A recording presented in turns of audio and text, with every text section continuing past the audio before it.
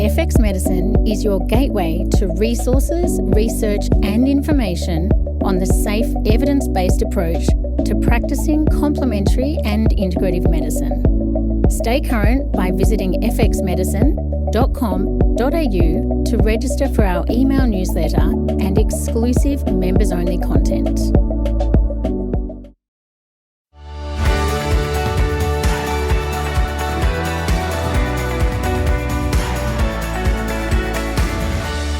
Hi, and welcome to FX Medicine, where we bring you the latest in evidence-based, integrative, functional, and complementary medicine. FX Medicine acknowledges the traditional custodians of country throughout Australia, where we live and work, and their connections to land, sea, and community.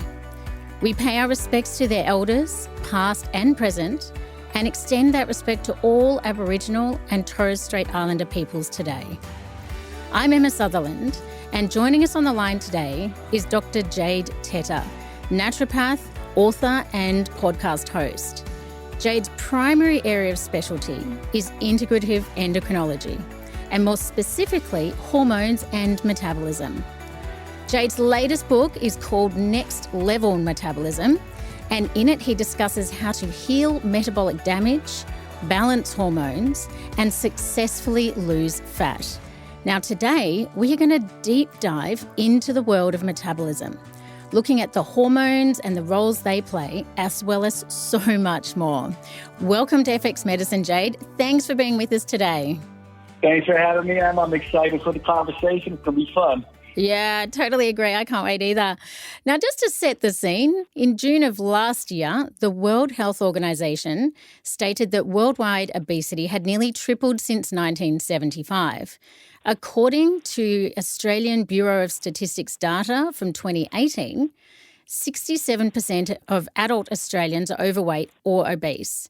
The link between obesity and chronic diseases like insulin resistance, diabetes, non-alcoholic fatty liver disease, and cardiovascular disease is well known. Now, as clinicians, I am sure we can all relate to the following scenario. A patient comes in saying, I need to lose weight. You then look at their food diary and they're not eating that badly. And it's mainly pretty healthy food and they go to the gym regularly. But what is happening hormonally with these patients? There are well-known drivers for metabolism, including genetics, gut microbiota, sleep, aging and excess energy consumption. But today, I want to deep dive into the role of hormones and weight.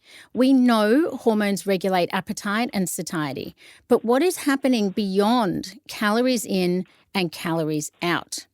So let's kick off with some basics. Jade, what actually is metabolism and what influences it?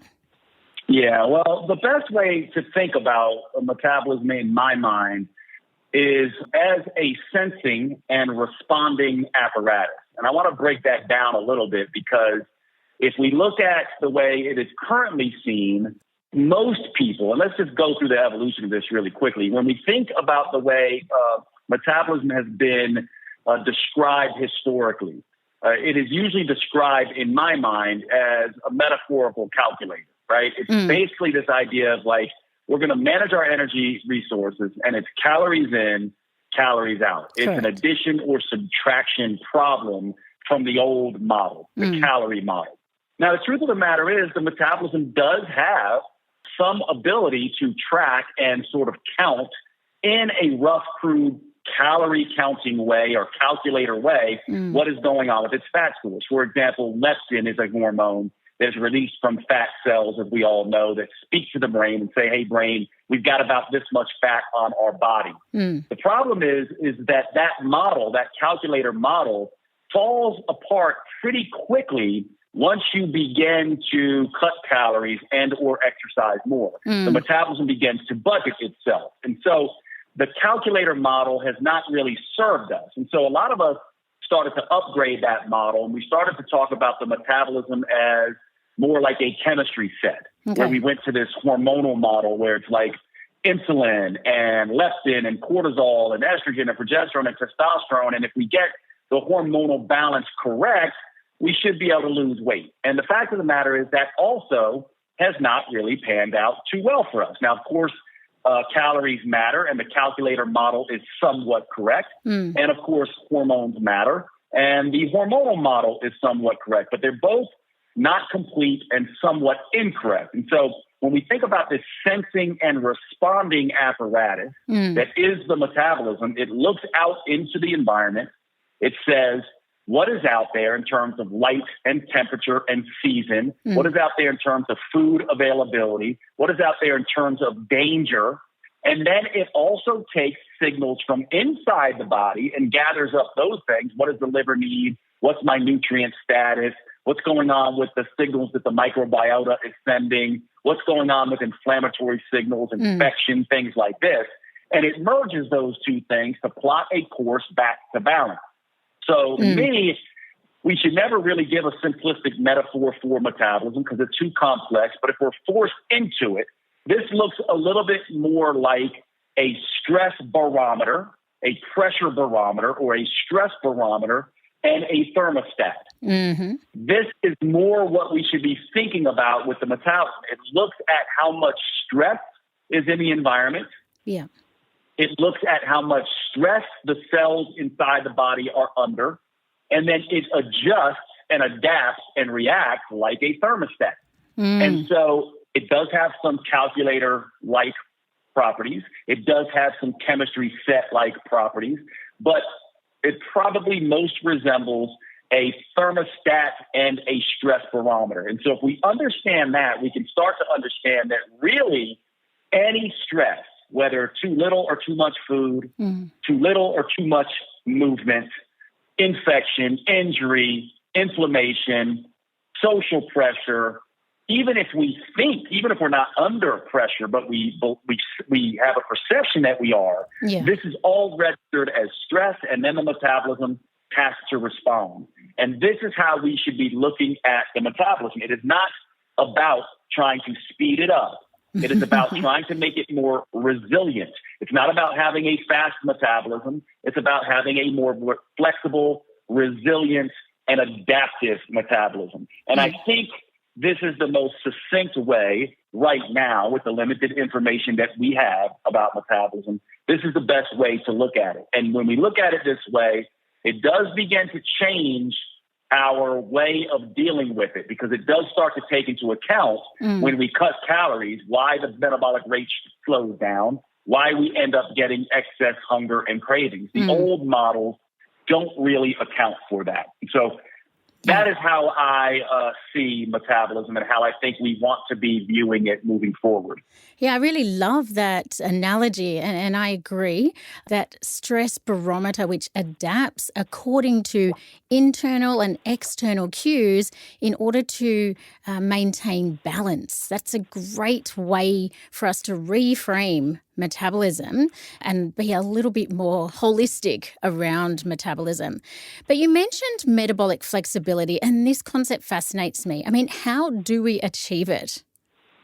Well, one of the things that you don't do with a system that you want to be flexible is force it into rigid patterns, I think. So in other words, doing the same thing day in and day out, week in and week out, month in and month out, year in and year out may not be the best approach. Because when you think about a flexible, reactive, and adaptive system, it will have reacted to anything you do on a regular basis. And so one rule here is that if you cut calories sharply and you start exercising a lot, and that is your only approach, and it is the continuous approach, and it's the only thing you ever do, and you keep trying to force your will on metabolism, it's going to essentially adapt and react. And we can talk about the ways that it adapts and reacts, but it's going to adapt. And if you keep doing the same thing, it's going to be laughing at you saying, look, I adapted weeks and months ago. You keep trying to do the same thing. I'm not going to respond. And so I do think we need to look at this as taking an approach that is not a continuous, static, predictable, linear approach, that this might be a better way to look at this. And by the way, Emma, if you look at this from the standpoint of stress, one hint here is the following. If you study stress, you know that the body responds to stress in different ways. It does not like prolonged extreme stress. If you're going to have an extreme stress, it has to be very short, and the body will react to extreme stress that is short. It tends to adapt to that stuff. It tends to have an adaptation response from extreme short periods of stress. And it also responds fairly well to very gentle, long stresses. And so if we are going to diet, I think the best approach might be, and of course this needs to be worked out in science, but we do have some hints that this is the case and we can talk about it. The best approach might be either very short, extreme calorie reductions that then return back to maintenance, and or a very gentle, a prolonged calorie reduction. And that we might want to be rethinking this very long duration, extreme calorie reduction. And by the way, let's give numbers to this. Most of the time when you look at the research, we're talking 30% to 50% reductions in caloric intake over the long run. Those are extreme levels, right? So 20 to 30% maybe if we can do 10%, 15%. But I right now, I operate, if we could do 20% or less reduction in calories, maybe that's not going to be as intense as the 30% many studies use. And if we are going to go above that 30%, then maybe we need to have those diets last for a shorter period of time. And so if we want to work with a flexible adaptive system, we have to understand the way that the metabolism reacts to stress. Extreme, continuous, chronic diets probably aren't going to be the approach that we need to use. And we have the data to show us this, by the way.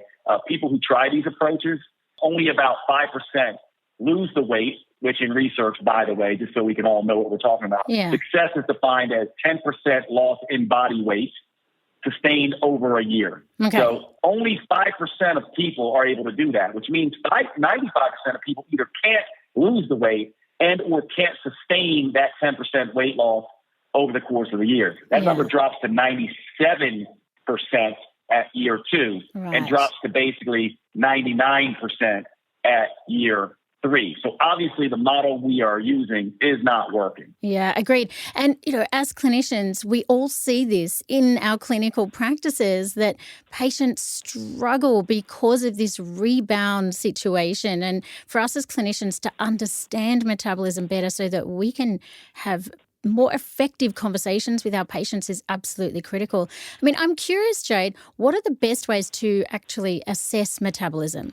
I mean, I love using a 2-hour glucose tolerance test to assess insulin and glucose sensitivity, but what markers do you actually use to both assess and then monitor your patients? Well, this is a really, really good question. And I think that to me, the best way is the same way we learn and assess about other diseases when we begin to diagnose. And that comes from signs and symptoms. So the metabolism is giving biofeedback all of the time. It is releasing signs and symptoms. Most of these things are either directly impacted by or directly caused by hormonal situations in the body. So things like sleep. Is the sleep fragmented and difficult? If it is, this tells us that the metabolism is probably less flexible and more rigid. Is hunger insatiable and constant? If it is, this tells us the metabolism is probably more rigid. Are cravings unrelenting and continuous? What about energy levels? Is it unpredictable, low, and unstable? And this, to me, is a little funny term I've become famous for. I call it SHMEC. SHMEC. It's an acronym pronounced SHMEC.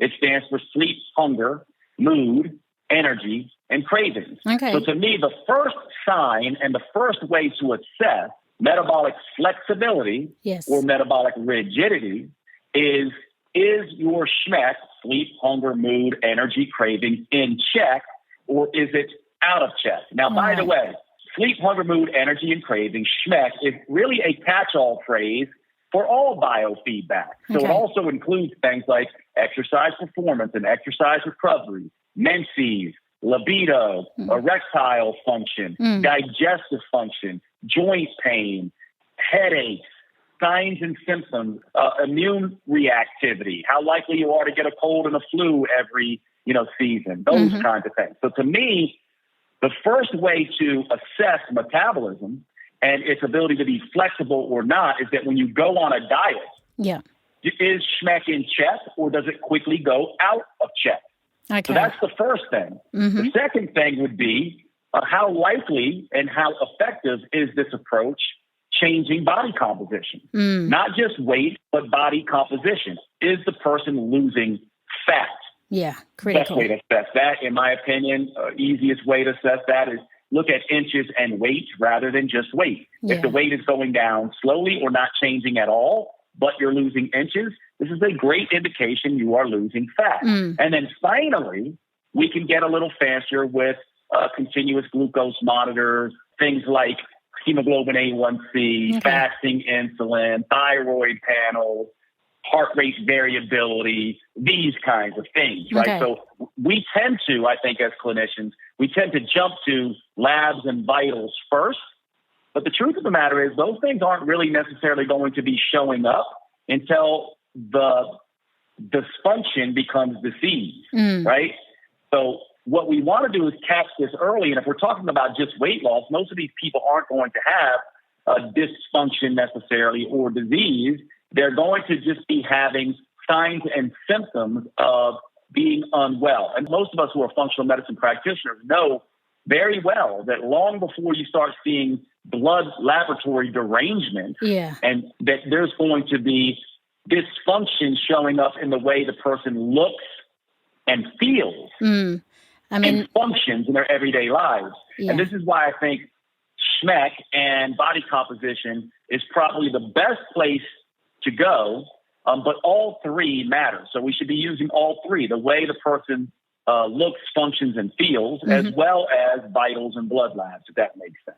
Yeah, and those signs and symptoms are primarily what drive patients in to see us. You know, they'll have disturbed sleep, they'll have unpredictable energy, insatiable hunger and cravings. I mean, these are the things that people deal with daily that actually make them pick up the phone and come in to see us. So, and I love, Jade, that you said look at inches as well as weight, because people do tend to get fixated with a number, which is inappropriate. And I think there is something to be said for the concept of body recomposition, where we aim to replace fat with muscle.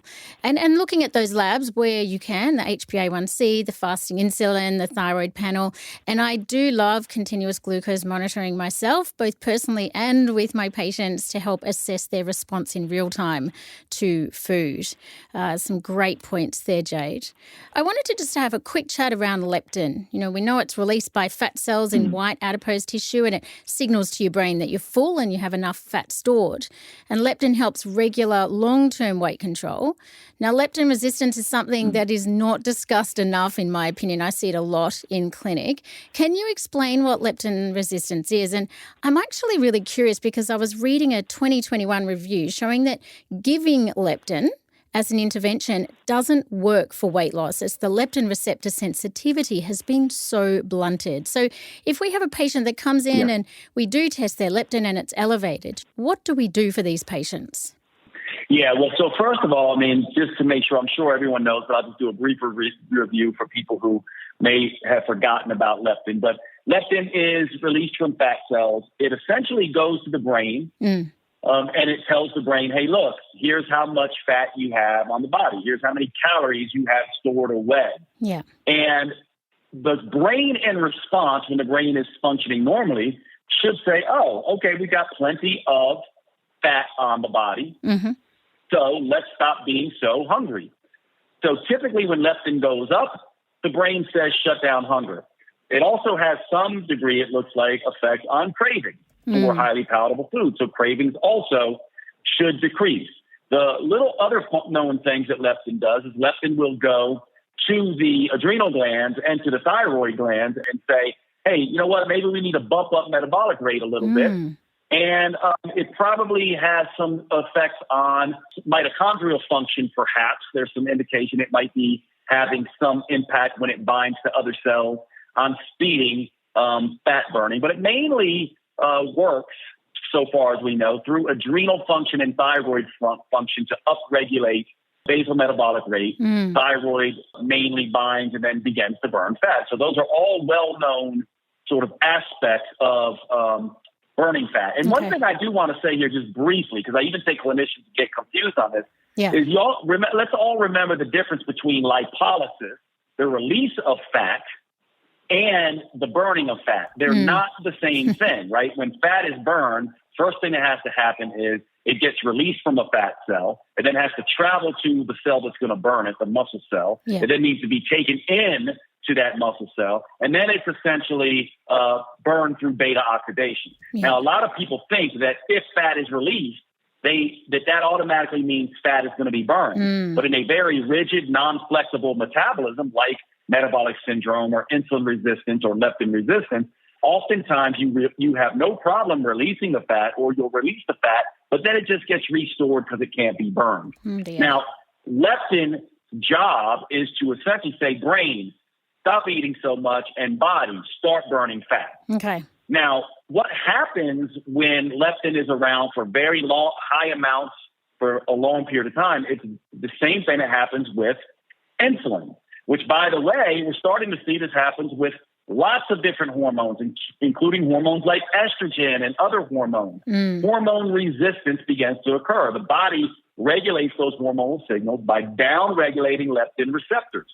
So you become leptin resistant. And when that happens at the level of the brain never gets the signal that it has a lot of fat stores, and therefore, rather than shutting hunger down, it doesn't change hunger or maybe even increases it. And so leptin resistance causes increased hunger. Leptin resistance causes less thyroid function. Leptin resistance causes less adrenal output.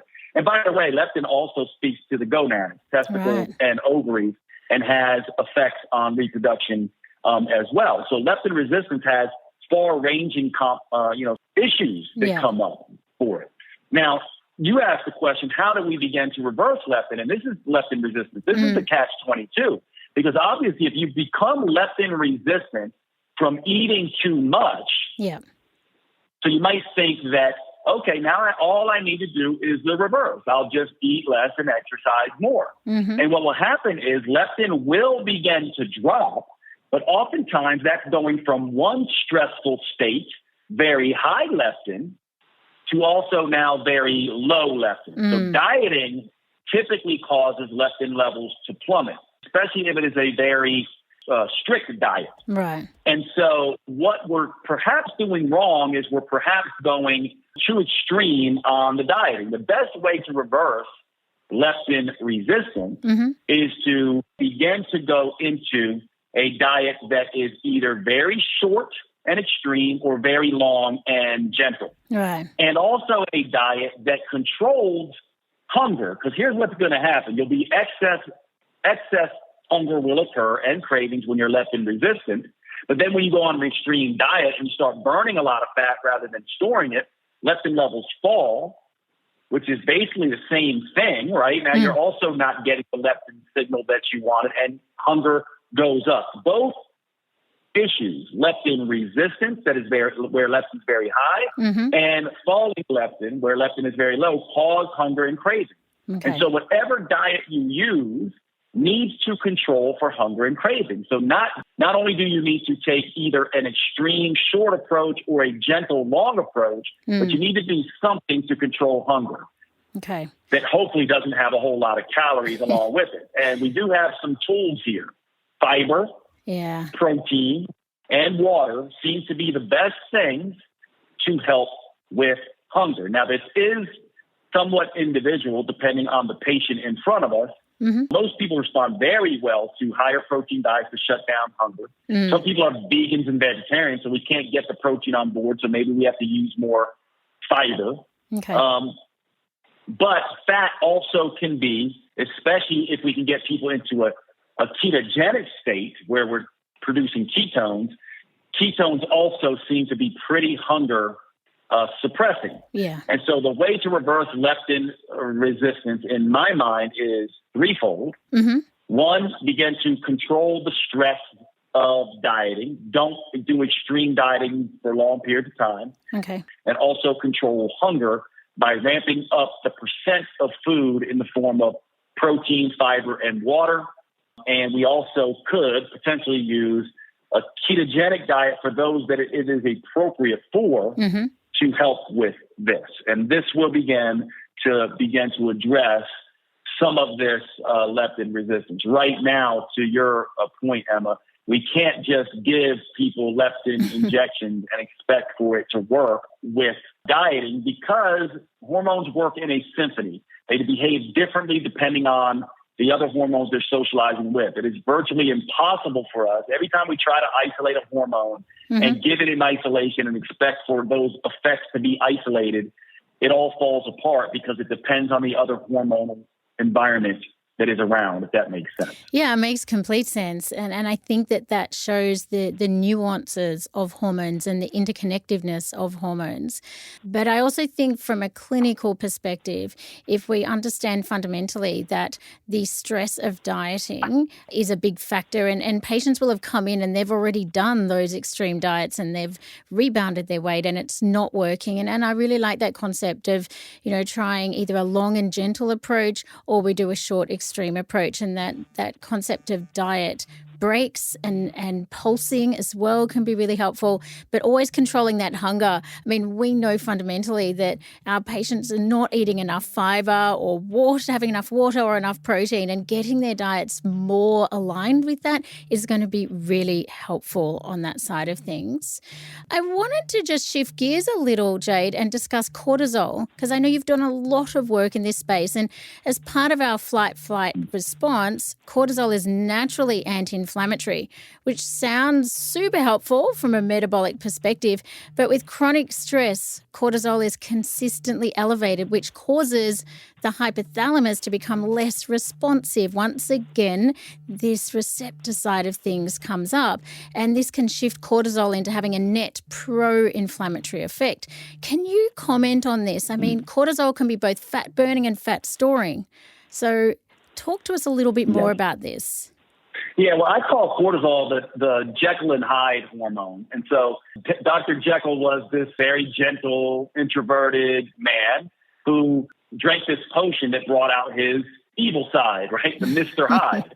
And so hormone cortisol can be either the Dr. Jekyll, very helpful and beneficial for us, or the Mr. Hyde.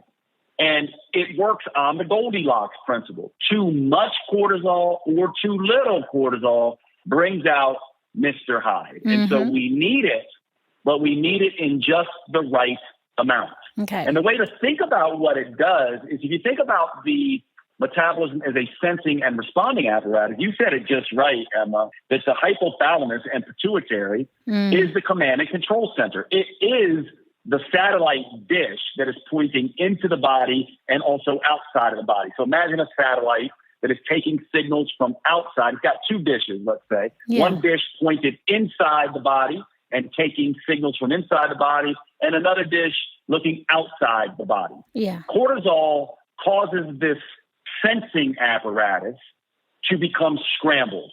It basically puts earmuffs on the satellite, so to speak. And now the hypothalamus can no longer release its other hormones appropriately. So signaling to the pituitary can be disrupted, and then downstream signaling to the adrenals, the gonads, and the thyroid hormone can be impacted from there. And this is why when we give adaptogens and we reduce stress, we oftentimes see that we get multiple effects. So people go, well, is this a adrenal effect? We used to think back in the day, right, that adrenals fatigue. Yeah. Adrenals really don't fatigue, and adaptogens don't really work on the adrenal system. They're working on the brain, and the adrenals are being impacted by the downstream effect of hypothalamus, pituitary, adrenal, hypothalamus, pituitary, thyroid, and hypothalamus, pituitary, gonadal function. So that's the first thing cortisol does, is scramble that system. Now, we all know how important that is. The other thing cortisol does that a lot of people don't realize is cortisol is incredibly antagonistic to insulin and the insulin receptors. Okay. And so the more cortisol there is, the more insulin resistant you become. Now, a lot of people don't understand this because we tend to think about insulin resistance as being something that happens when you eat too much. Yeah. But you can also stress too much because cortisol is antagonistic to insulin. The other thing that's interesting about cortisol is you get cortisol release in pulses. One of the things that happens is when you eat, cortisol is released because it acts as an anti-inflammatory. You got all this foreign substance that we have to translate into food, and cortisol will be reactive during that time. Cortisol also is reactive when we fast because cortisol, remember, glucocorticoid, it's in the name. Yeah. It manages glucose. And so it will raise glucose levels and antagonize insulin. And so cortisol is doing a ton. And yes, it has pretty profound impact on our immune system, mainly reducing our first line of defense of secretory IgA, the immunoglobulin A. Yeah. And it does a ton more. So what we want to do is we want to get cortisol reacting appropriately again. And so to get it reacting appropriately again, cortisol is pretty diurnal in the way it functions. And so we can use our circadian clock to help cortisol. And we also can use our food timing to help cortisol. Cortisol is meant to rise in the morning, basically as soon as you get up, and it's meant to fall at night.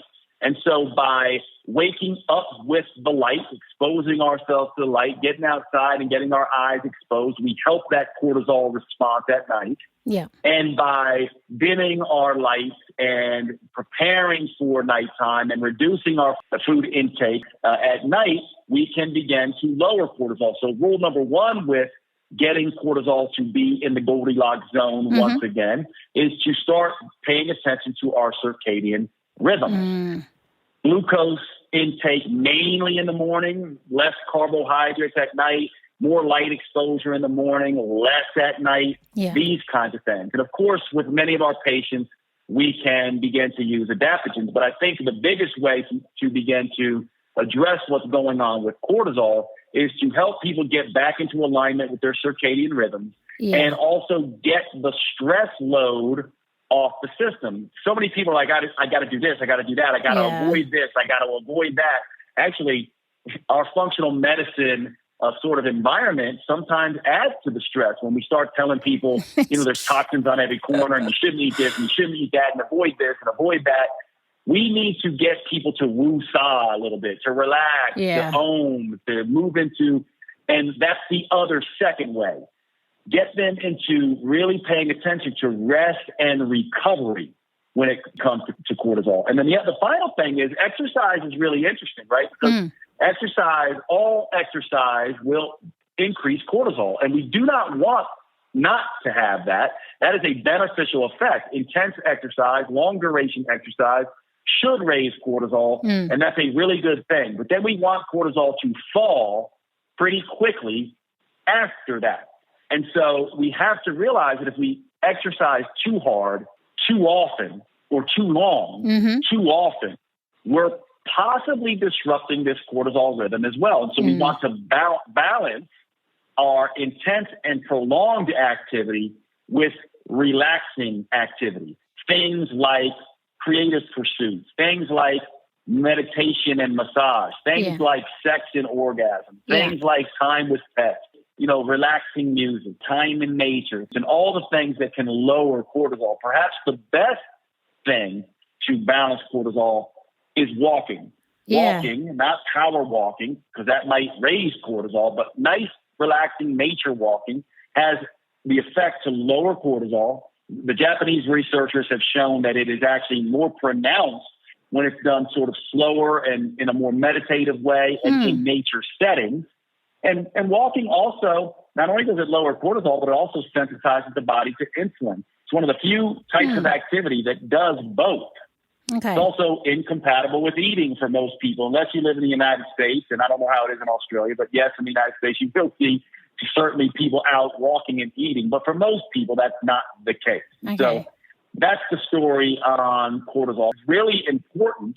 And it does speak to our current environment of go, go, go, stay up late with bright lights on our faces, that kind of thing. We have to begin to pay attention to this stuff. Yeah, and look, one thing that you said, which I think is such a good reminder for myself and our listeners, is not to sort of overwhelm patients and go back to the basics. Those tips that you spoke about, food timings that work with the cortisol circadian rhythm. Eat more in the morning and less at night, and reduce your light exposure at night. Get up with the sun, reduce your stress load, ensure there's rest and recovery happening that involves relaxing activities, and walking, especially walking in a green environment. Those things can really work synergistically to reduce our cortisol levels and then have it more the Dr. Jekyll, the helpful form of cortisol in our bodies. I really like those reminders. So important. And one other thing I'll say here, Emma, that's kind of cool. One of the other things you can do to help with cortisol and stress in general is temperature regulation and temperature exposure. So very short exposure to cold and or hot can help with cortisol. For example, we know that cold exposure first thing in the morning can increase norepinephrine, epinephrine, and cortisol.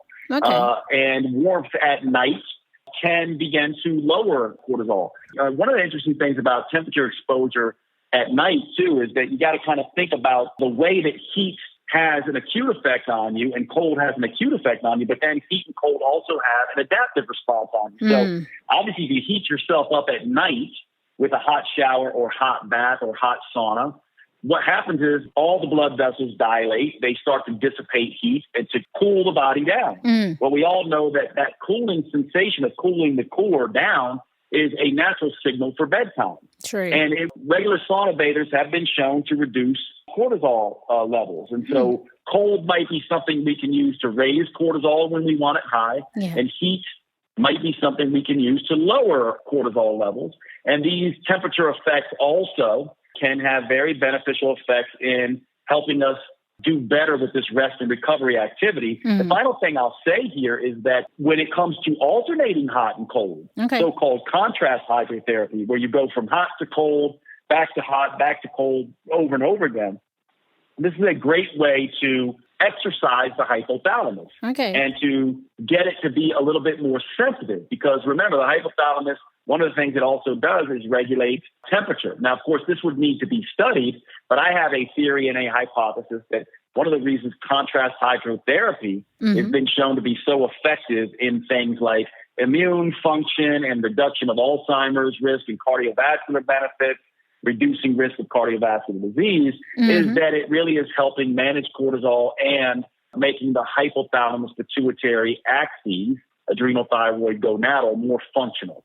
So those are all things I think we as clinicians can be looking for to help this system. Yeah.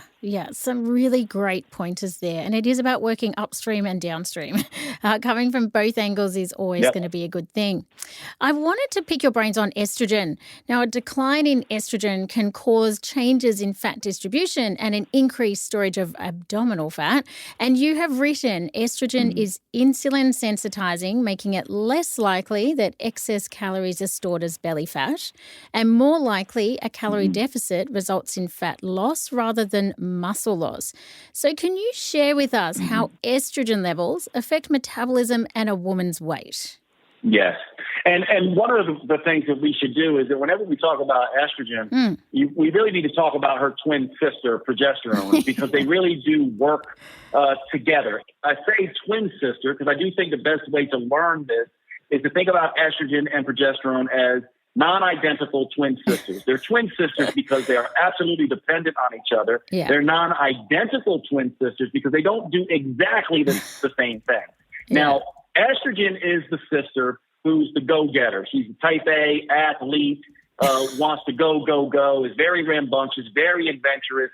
She is very strong. And progesterone's more sort of a nerdy, sort of relaxing, more painter, more writer, more like motherly, wants to stay home, more introverted of the two sisters. Now, you can imagine if estrogen gets out of control, either estrogen is not around and nothing gets done, but if estrogen is too much, she gets in trouble.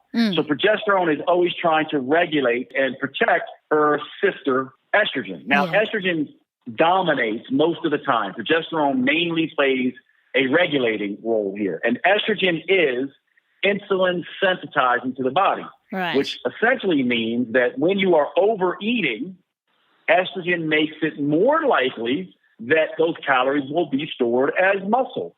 Certainly you'll store some as fat, but it will make it more likely that the woman stores fat as muscle.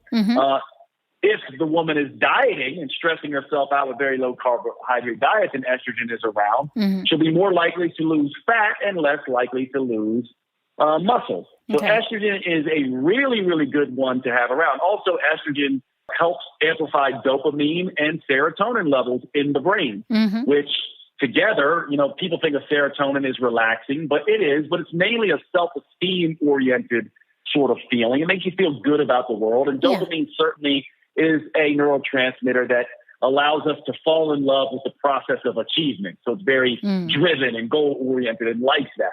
So that's what estrogen feels like. Now, when estrogen begins to dominate, she begins to have negative effects on thyroid function. She begins to have negative impact in certain areas of the body. Tissues begin to overgrow, leiomyomas or fibroids, endometriosis. These kinds of things begin to dominate. However, one of the things that she's really good at is she's really good at keeping fat off of the midsection. That hourglass shape is mainly driven by estrogen, and it has to do with estrogen's dual impact on sensitizing the body to insulin and reducing cortisol and keeping control of cortisol. And so estrogen is really good at that. Now, progesterone, her twin sister, helps estrogen with cortisol, but antagonizes estrogen's impact on insulin. So progesterone is insulin desensitizing.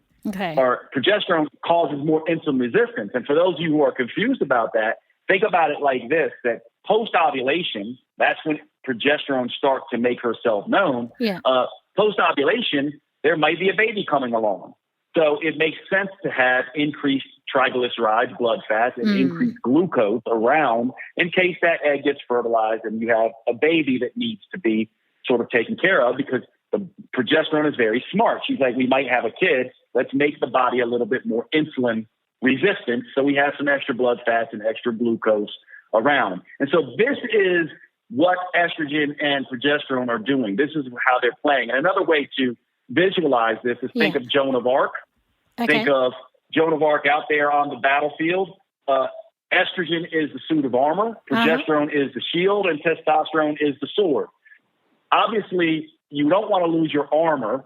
That is going to be the biggest influence, but you could lose your shield and still be protected somewhat. So progesterone plays a slightly different role. Now, when you understand this, now you understand that perimenopause, when progesterone goes away, estrogen gets incredibly volatile. Sometimes it's high, sometimes it's low. You can think about that as a sister losing her sister. She's distraught. Sometimes she's okay, and sometimes she's freaking out. And that's why estrogen levels, are so volatile. And this is where you start to see some of the accumulation of weight around the middle. So what do we do about that? Well, if we don't have progesterone is very relaxing in the brain. It has an impact on GABA, and that is very relaxing to the brain. So now women specifically need to begin to be a little bit more sensitive to their own needs for rest and recovery, because progesterone isn't going to supply that. They need to be very aware that stress is going to have a negative impact. And then, of course, at menopause, when estrogen falls away as well, and now the armor is lost, now they really have to be extra diligent about not just stress reduction, but also perhaps calorie intake. The same diet and exercise that worked for a younger woman is probably not going to work for her in her older years, because estrogen and progesterone are now reduced, and she's going to have to take a more stress-reducing effect and a more start looking at calories, and perhaps start looking at carbohydrate intake as a greater consideration than when she was young. When she was young, maybe she could just count calories and cut calories back a little bit. Maybe as she loses estrogen, she needs to be a little bit more weary about carbohydrate intake.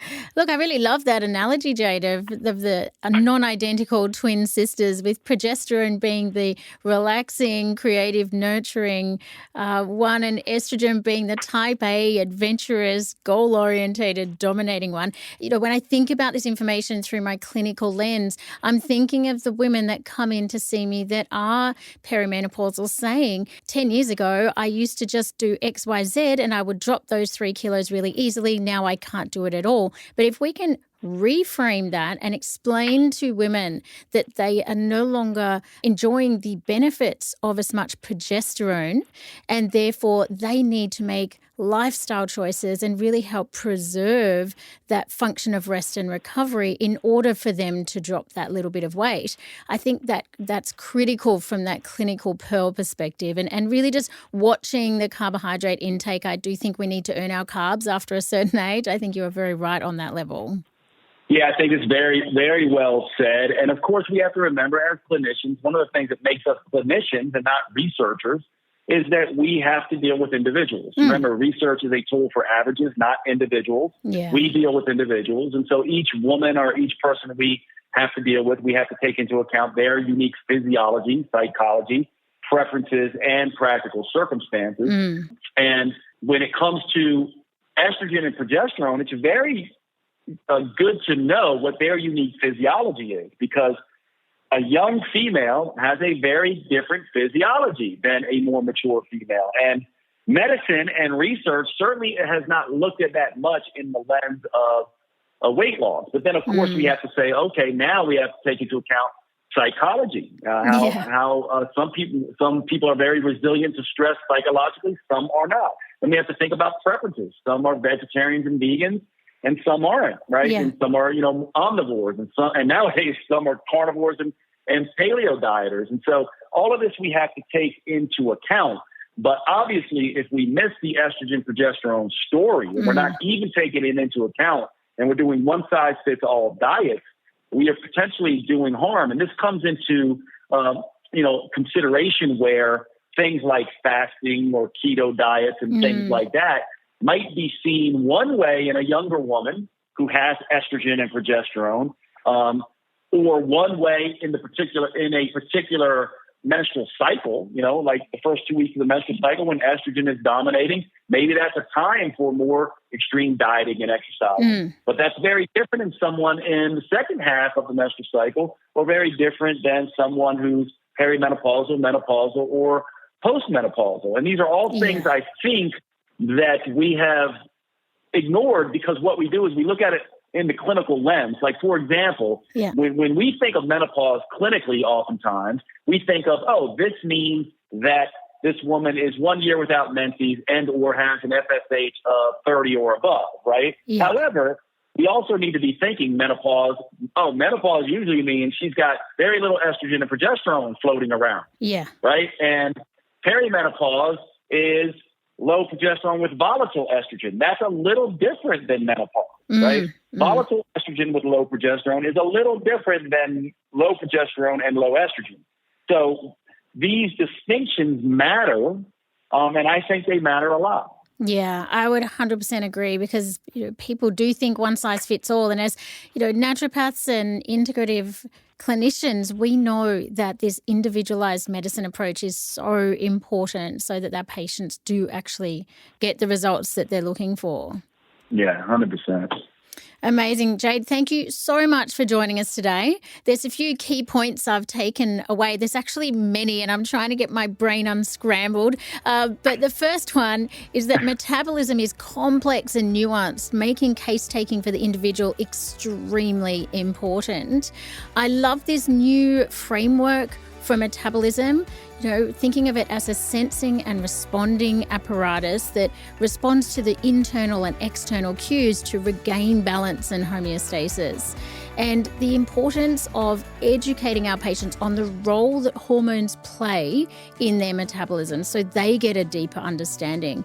And, really hormone receptor responsiveness is where we need to be focusing our efforts, the things we spoke about, food timings, light exposure, exposure, the rest and recovery, the walking, the temperature regulation, all of those things can really help across all those fronts. I think it's absolutely critical to be looking at all of that stuff, for sure. Yeah, amazing.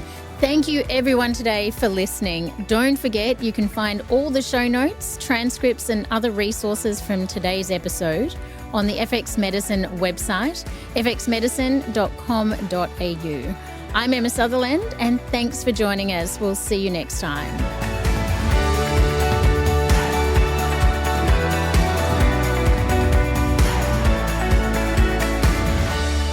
This podcast is intended as healthcare practitioner education only, and it is not a substitute for medical advice, diagnosis, or treatment. The Bioceuticals clinical range has been developed exclusively for clinicians. This product range offers complex formulas, higher doses, and specific ingredients for specialised cases. Bioceuticals Clinical infuses quality, credibility, innovation and professionalism into an exclusive product range that meets the needs and demands of private clinicians. Visit bioceuticals.com.au to learn more.